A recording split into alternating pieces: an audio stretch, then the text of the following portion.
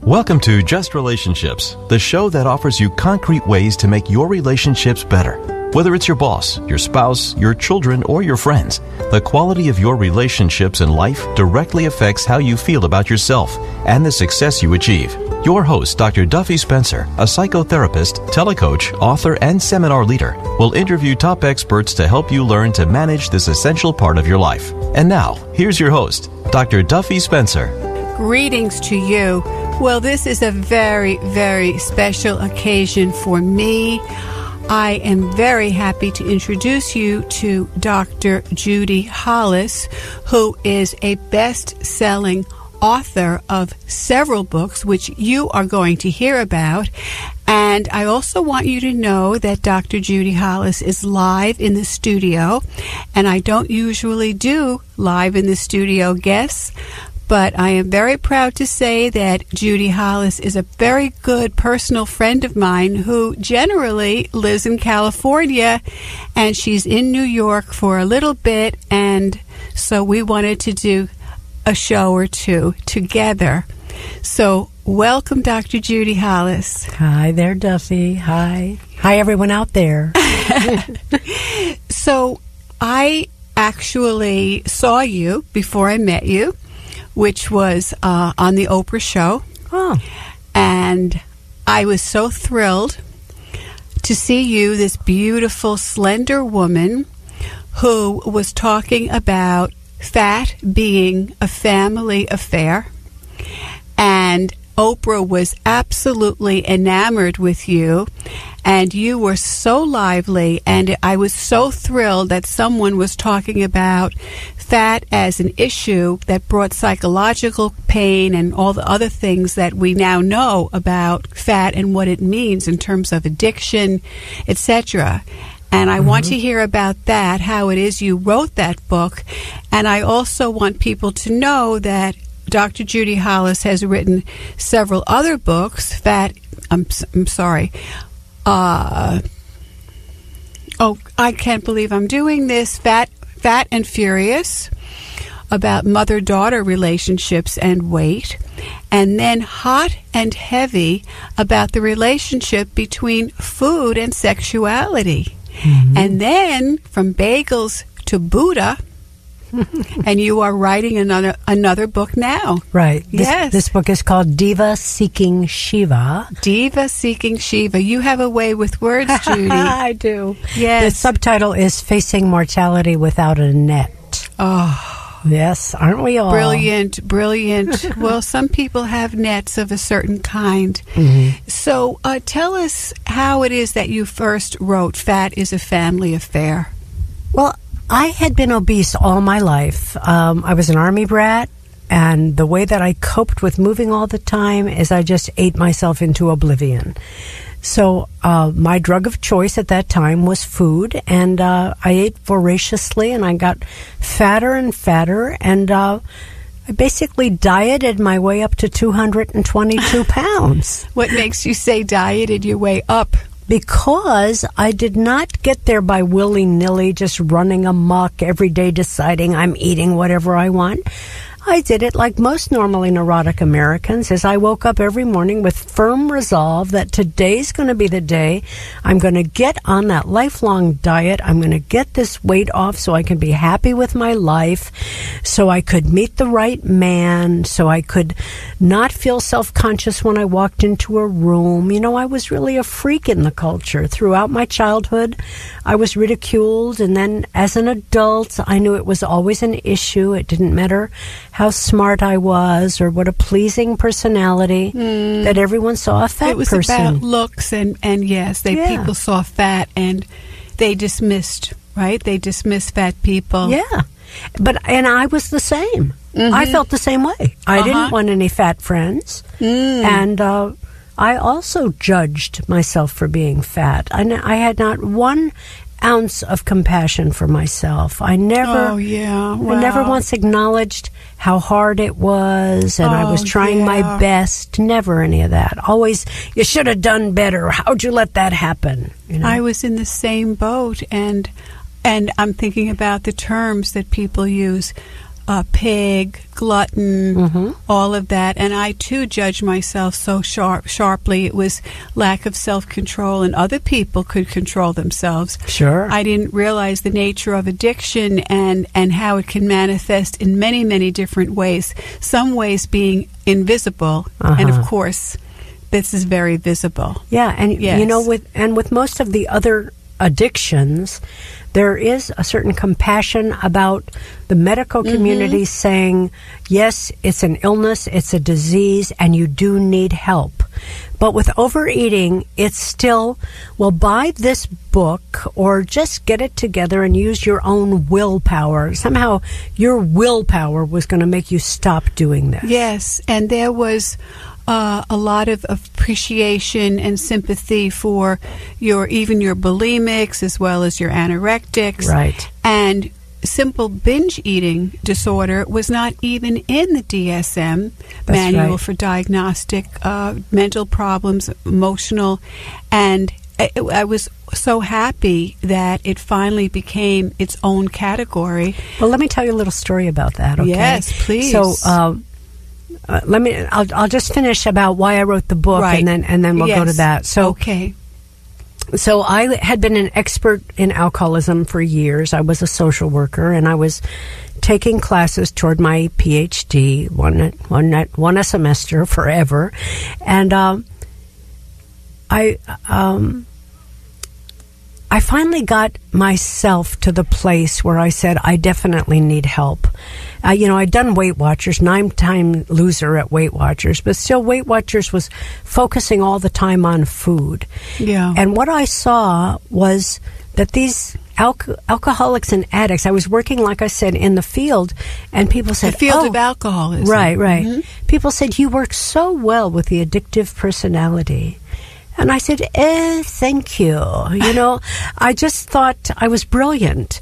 And I never realized that what I was doing with food was the same thing as what they were doing with alcohol. So I got into my own quote-unquote recovery of facing my eating as an addiction, of looking at the psychological things about myself that would have to change in order for me to like myself enough to feel deserving enough to lose the weight and keep it off.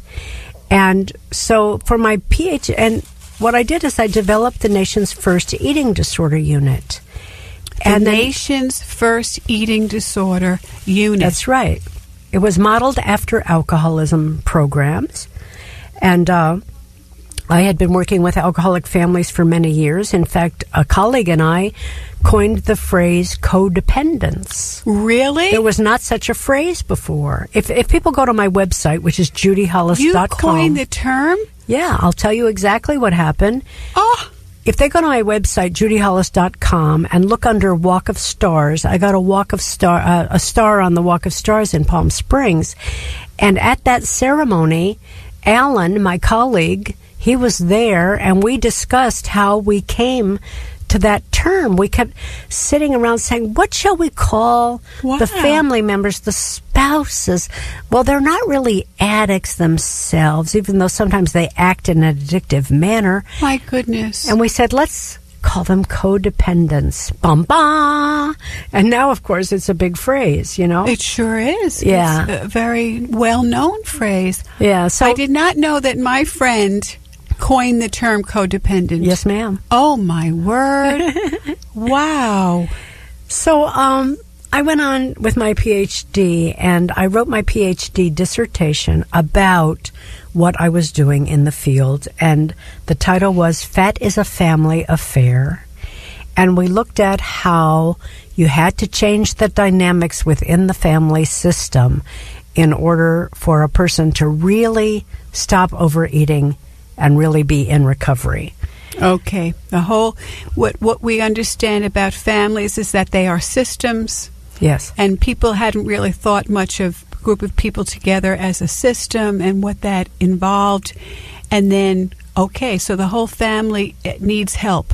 Yes, that's number one. And number two, the family members who came into treatment thought we had them there for them to help the overeater.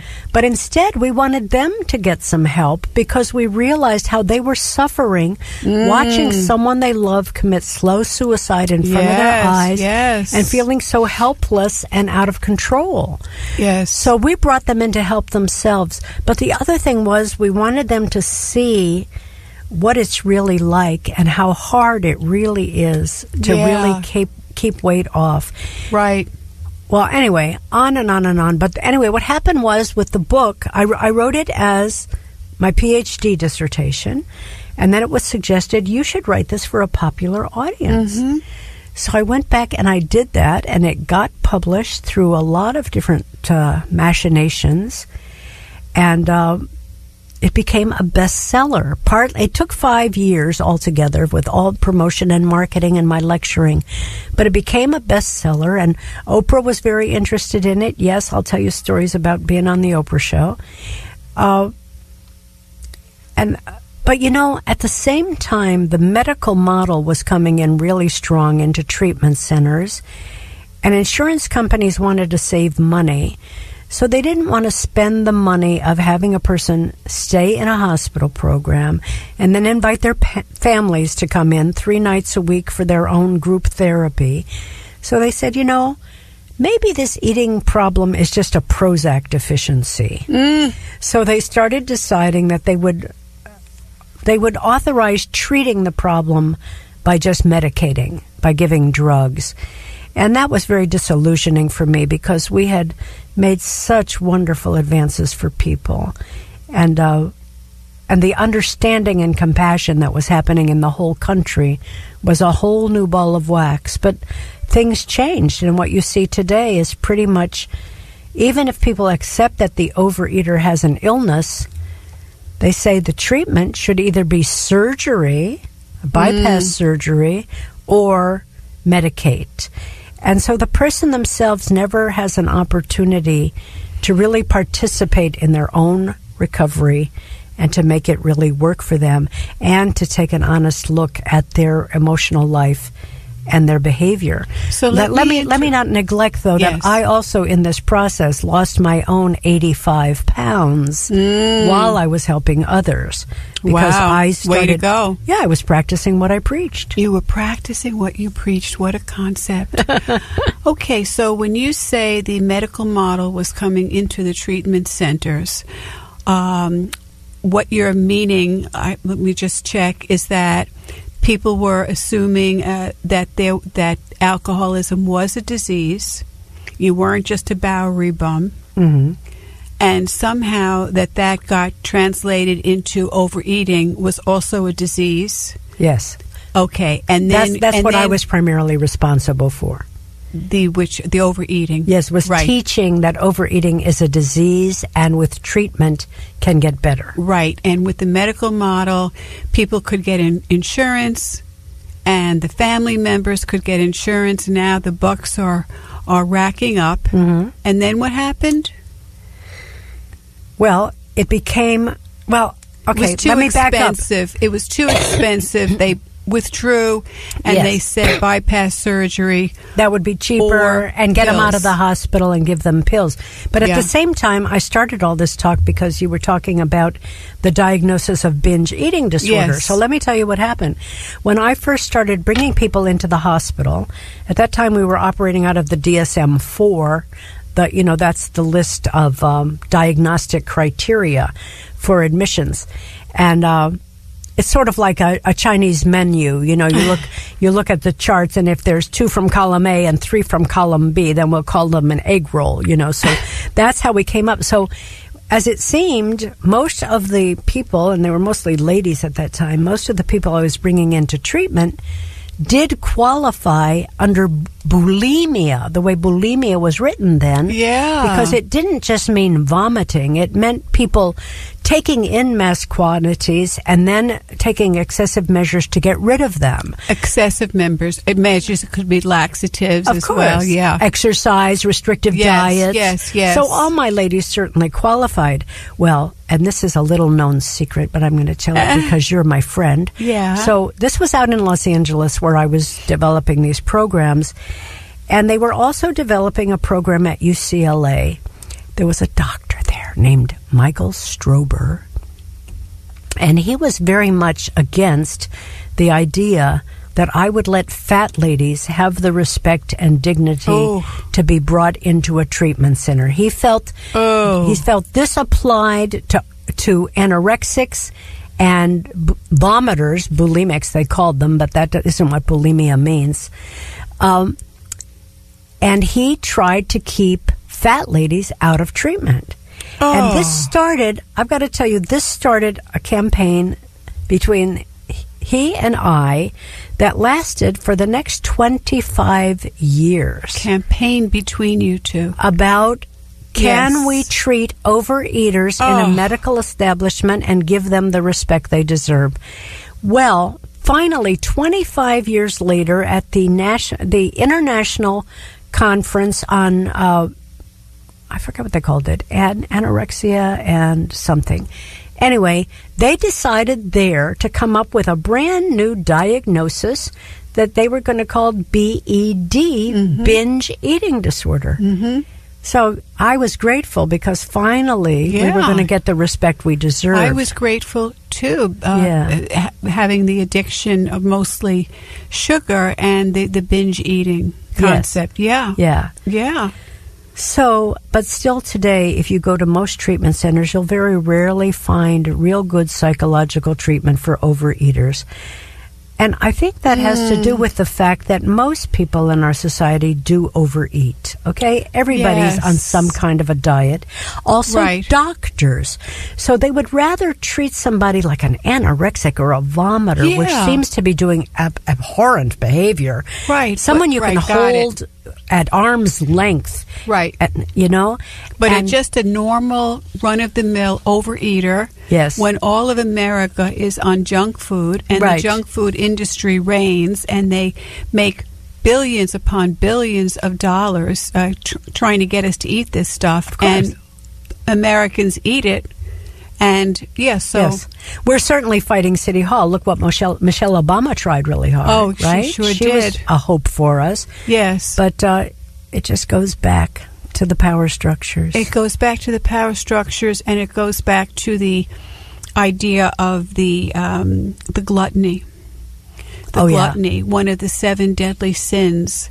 And it's a sin. So it's kind of anti everything. Yeah, so you shouldn't get any treatment for it. Right, you don't deserve should just treatment. Get lashings with a wet whip. Noodle. Yeah, and a wet noodle. Right. A non-carb noodle. Exactly. They were able to move the alcoholism concept into the disease model. Yeah.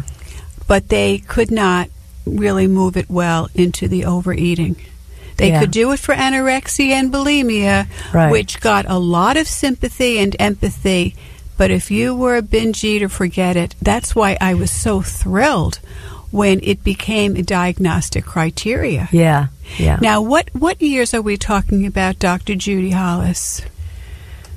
Oh, let's see. I started the first eating disorder unit in 75. 75. Yeah. Okay. And then about, it was in the 90s that they finally got to BED. They finally had that as a diagnosis. Wow. And you just got to be careful about these diagnoses. I mean, doctors do the best they can, but the way these DSMs are created is sometimes sitting around a kitchen table. And the guy who is working on it, his wife says, "Oh, you can't call that part of an eating disorder because I do that," and so then they take out that behavior from the diagnosis. It's not as it's so scientific. much more subjective than people really think. Right. Yes. So you wrote this book, and I think it was a seismic shift, sea change, that you wrote this book, that you taught people this concept, the whole system. The whole idea of psychological problems and addiction and needing support and help. rather than censure. And I was showing that the way alcoholics in recovery have to work on their personalities. In the book, I bring out the different types, the different personality issues that you have to work on, and they're pretty much the same for alcoholics and overeaters and all drug addicts. Yes. About living learning how to live a more honest life, learning to live with rigorous honesty so that you're not running scared and trying to cover up something, that you have integrity, that you just relax a little more, that you stop the striving. And I'll tell you the truth now, I'm pretty much not doing very much counseling, just a little bit here and there. I am still writing books. But the world today is even worse than it was then, and people are being pushed so hard into competition and even more competitive. You're saying, and it's scary. Yes, scary. Yes, So, okay. Well, wait, let me just say one more thing about that. So people who come through treatment programs, what I try to tell them is, we're creating you as a freak in the culture. We're not doing an adjustment model here. We're teaching you to live differently than the normal run-of-the-mill person. It's countercultural. Yes.